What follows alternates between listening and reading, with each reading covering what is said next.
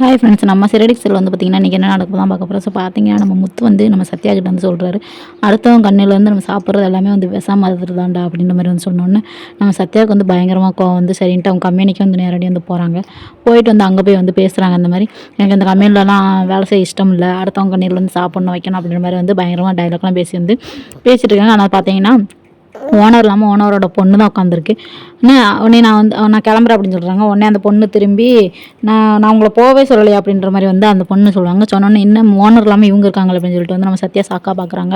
அதுக்கப்புறம் பார்த்தீங்கன்னா நம்ம அவங்க அப்பா வந்துடுறாங்க. இதான் என்னோட பொண்ணு அப்படின்ற மாதிரி வந்து சொல்கிறாங்க.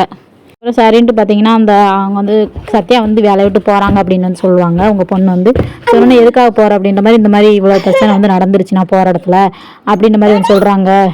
அதனால் வந்து வேலையை விட்டு போகிறேன்னு சொல்கிறாங்க. அதில் வேலையை விட்டுலாம் நீ போக வேண்டாம் அப்படின்னா இந்த வேலையை வந்து நான் எப்படி கொண்டு போகலான்னு சொல்கிறாங்க.